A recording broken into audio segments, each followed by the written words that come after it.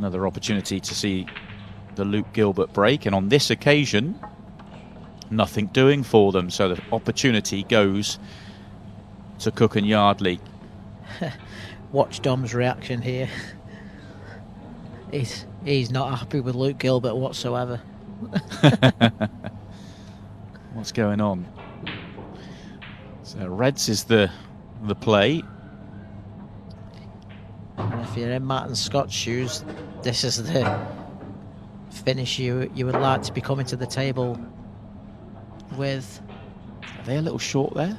They could have done with another few rolls up the table, or are they okay? Are they on the top one? I think they're on it. They're on it. Just. Yeah, now they can keep it clean from here. Yeah, just play this with a little bit of top right hand side to just check it off the side rail. Absolute perfection. I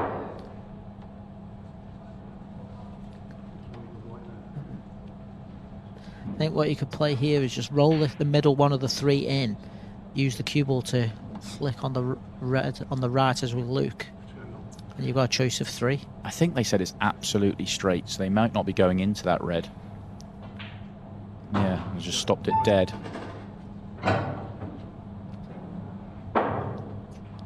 Just seems to be a little bit tricky. Yeah, I think maybe even going forward a roll would have made it a lot easier. You'd have been on potentially choice of three, all with better angles than this one. He's played into an area to give himself a choice of two, and you'd take that. Yeah, that's fine.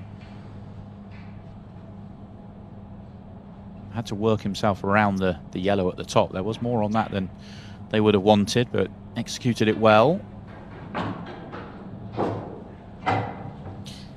It's a nice finish, and Matt can just draw the cue ball back off the side rail just to leave the natural angle.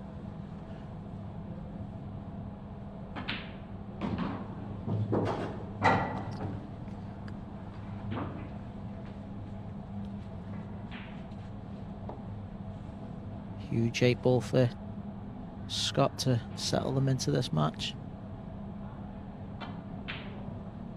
In it goes. Excellent visit to the table. They'll be very pleased to have got the opportunity. They know full well how good the Luke Gilbert break can be. But they got the opportunity off that dry break, and that should settle them in. Remember, the draw is good for them. So now that they're in front, it just makes that job even easier for them. So very, very good start for them, but a long way to go in this match. Yeah, and you can tell by Dom and Luke's faces, it's just not clicked tonight at all for them. Dom just said to Matt, can we shake it after the match rather than every time? So that, and I actually agree with Dom. It makes me laugh every week when we see every single frame people shaking hands. It's quite funny.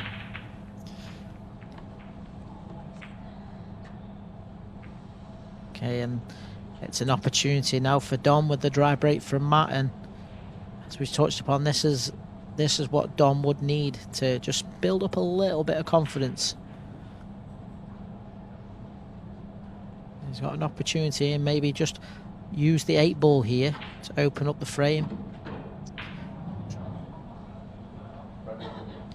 And he's looked at it and gone, he's realised he didn't need to, and just thought that red in the middle of the yellows looked a bit awkward. I thought he might go yellows there. I think he had a good starter going top right, and I could see him working himself around those yellows in the middle. But I suppose it's only about landing on one red.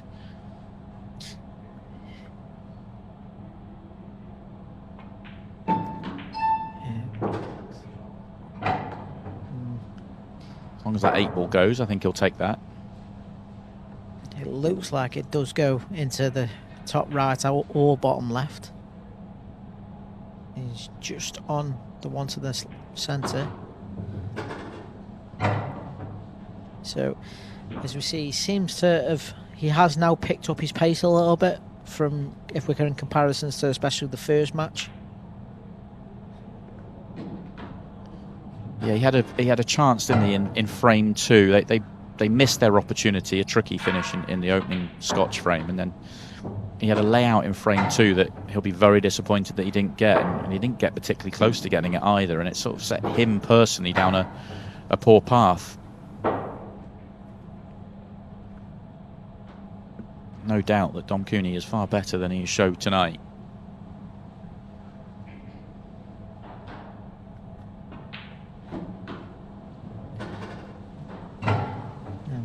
This is the 8 ball for the reverse clearance.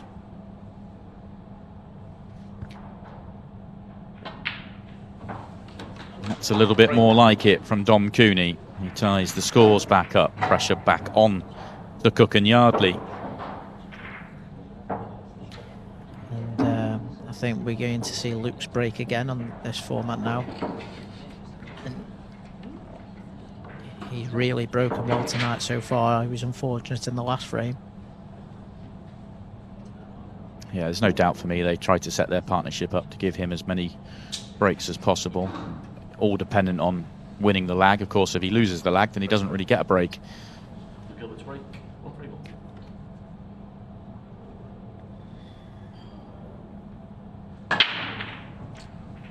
That wasn't his best hit, but he's going to get an outcome. No, he's not going to get an outcome, and you could see that. Scott Yardley was up very quickly. He saw the line the cue ball was on very early here. Yeah, and the downside to having such a big break and getting good splits is when it's not working for you and you either dry or going and off, you leave the opponent with a lot easier layouts. And that's what I find when I watch players like Tom Cousins. Most impressive is the break. Yes, he's got a big break, but the reason why he's at the back end of the tournament all the time because he's got the all-round game. You can't, your game cannot just be built on a big break. I think he's got a phenomenal game. I really do. He's a brilliant all-round game as well. Plays at a beautiful pace as well when he's on full flow. One of the quicker players on tour. I'm slightly surprised. I'm not sure about you, Liam, whether you had a chance to fully analyse the layout before he started playing, but I thought he'd go yellows there. Didn't really see any. I know the 2 yellows by the 8 ball were just blocking each other, but I didn't really. Those 2 reds were an awkward plant, and there was obviously less reds on the table. No, I agree, and I think whilst initially the 2 yellows by the 8 ball look awkward, taking one away it opens up the other one. And this is a big shot.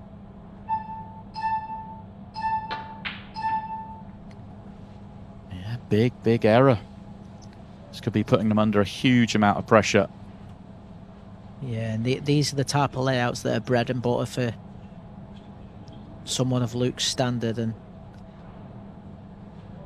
I expect him to run these out.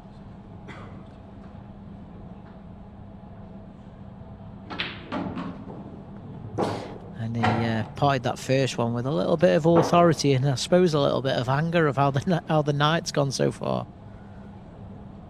Gives himself the tap of the table as well, which tells us he's not where he wanted to be.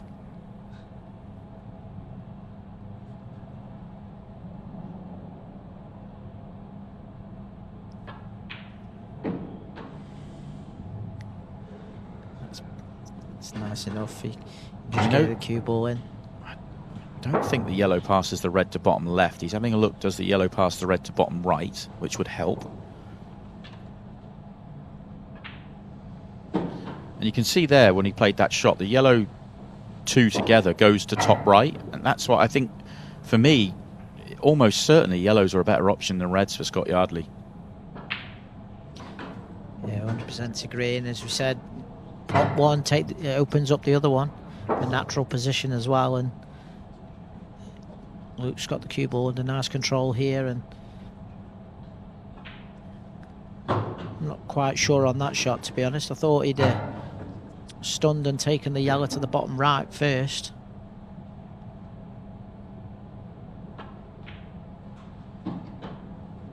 Maybe it didn't go. Yeah, maybe it doesn't go. Quarter pocket at most. So this would have been the most challenging ball on the table for Scott had he gone yellows. You can see it wasn't too much of a challenge for Luke Gilbert. So Team Blessed are in front. The 6-red shootout is back very much in with an opportunity here. Missed chance for Scott Yardley. Definitely an opportunity he'd like to have back. Puts his partnership under pressure. Yeah, and you see Dom was looking at Luke there going, where's this been all night? Well, we didn't really see Luke in the opening match. He didn't play a singles frame and they lost the Scotch frame. So you can't say too much about the opening match. Wasn't at his best in match 2. Had a chance to get away, floated one down the cushion and left himself really awkward on his last ball. It was kind of the biggest error he made, really. We've seen quite a lot of cut breaks tonight to try and get the 8-ball moving. But the downside to the cut break is you don't get as many balls moving. Yeah. 9 minutes to go then. Andy Appleton, Gary Close will be pretty happy watching what's happening so far.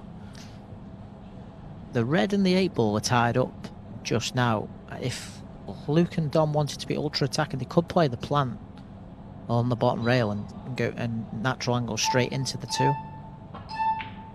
I think Luke thought he missed that. This is a clever way. He's going to leave Dom the natural angle off this shot to play the yellow into the right centre and to develop the 8-ball. And then the yellow at the top can develop the other yellow that's then becomes awkward by the looks of things as well.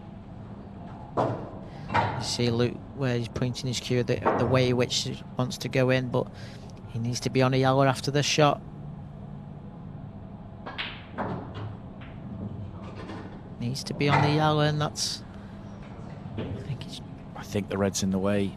If it's not, then they're okay.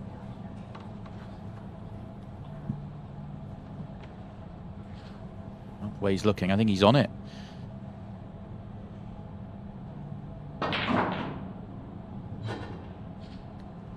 Touch of fortune on this occasion for them. Yeah, it's a nice flick off the middle pocket.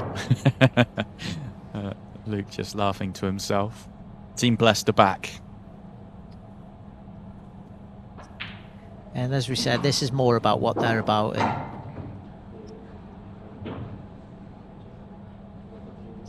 it's good to see that they're paying respect to Andy and Gary as well and trying the best.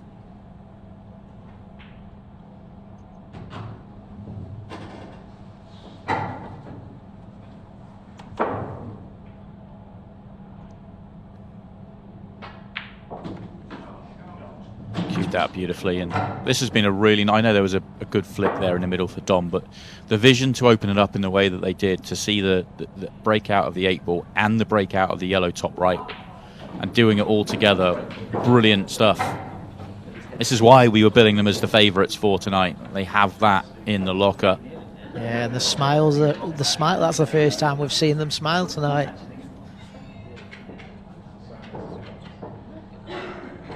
Those two there are going to be very happy men because they are not out of tonight. Mind you, you've obviously been involved in a lot of 6-red shootouts. The one thing that comes with still being involved is you get to go out there and do a 6-red shootout, which isn't the most comfortable thing in the world. No, it's not. It's and I've been on both ends of wins and losses. The thing nowadays is the average times are just getting quicker and quicker as well. God, that can't be dry. Oh no. Wow, that was too big and too good to be dry. Let's just look at the splits though. Look at it. Absolutely obliterates the pack. It's not all over here for Matt and Scott. Remember, the draw's good. There's still 5.5 minutes left to go, and this is a great opportunity for Matt Cooke to get back within 1. And this, as we've seen in the especially in the pro ranks, this can be an example of how, like, in pro events, how throughout a tournament, if you just have one match where you're breaking like that and not getting a ball, the players are just going to run them on you, and you're gone before you know it. Yeah, you've got to play great and have things go your way as well. Didn't want both to go in, hasn't done a huge amount of damage. Yeah, he's just got to take a bit of care on this positional shot though.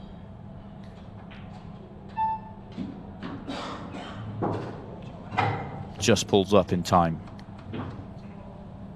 If he had landed right over the top of the yellow, that would have been a problem. And there's plenty of time left in the match. Plenty of time left in the match. Huge red. If you can get this frame, then the next one's massive.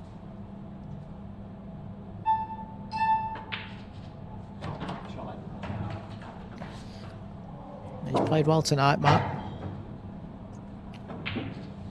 Another reverse clearance. We've seen a bunch in this match. He's done his bit. Over to Scott Yardley. He'll have the break in the next frame. If you are just joining us and wondering what is going on with Scott's eye, he was in a cycling accident earlier on this week, or back end of last week. Lost a fight with a scooter.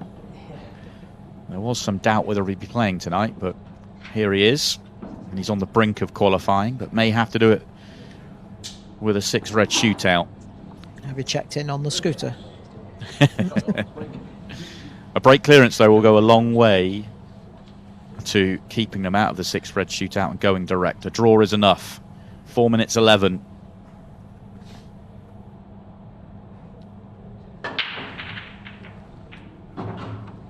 Made a ball. How good's the split? If that yellow goes at the top, then the split's very good. The red does go, so the reds aren't terrible, but the one on the left cushion is awkward. Yellows look easier if the yellow at the top goes. It's so hard to tell. And we're in the 15-second shot section of the match, which is not where Scott would be most comfortable. But the fact he's gone yellow says it does go. Yeah, they are all there for him. The yellow second from the bottom, it would help if that passes the red to bottom left. There is room if it doesn't to go other ways, but that would really help the situation. This one's the key shot now. He's going to be slightly hampered by the red, but they only need a draw. Cued that in nicely. He's had a quick glance at that yellow, and I don't think it does go. I think he's looking for other options here.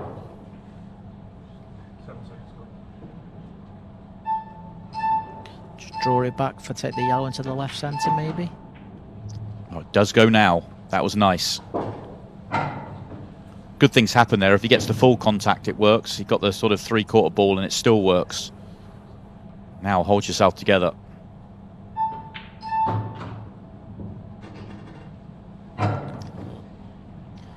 Looks like he's got a little bit of an angle, so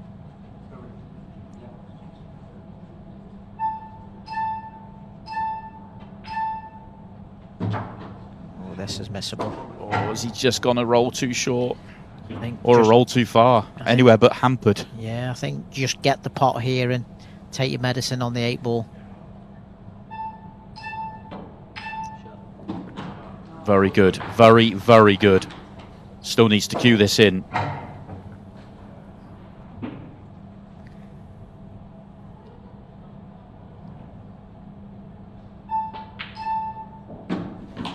In it goes. What a visit to the table from Scott Yardley.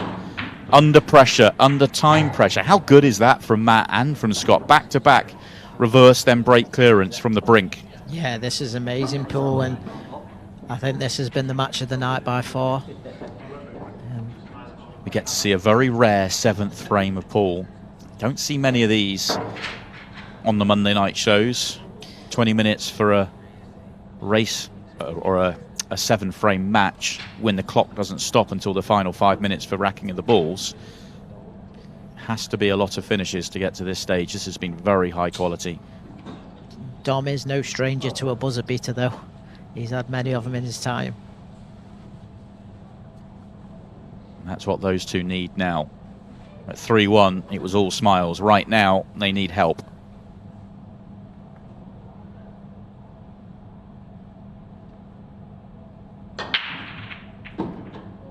Eight balls tracking. Not going to reach.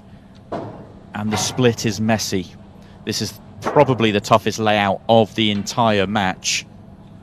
Scott Yardley and Matt Cooke will be happy to see that. Try and find this finish in a minute and a half.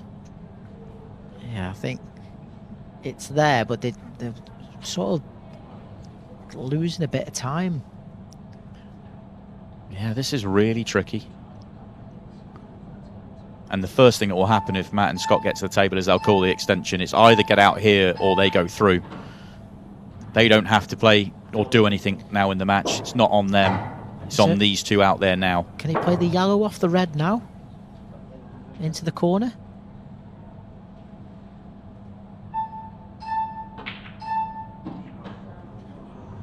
Oh, if he's on the yellow at the bottom of the table now, it's a bonus. And he's not. But at least it goes now.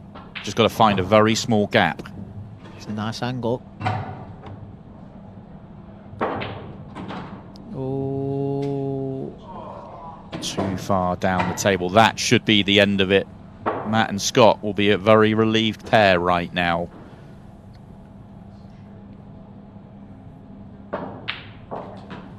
Or are they? How good was that? I mean, it's one thing to make the double here, but how on earth do you get on the yellow at the bottom?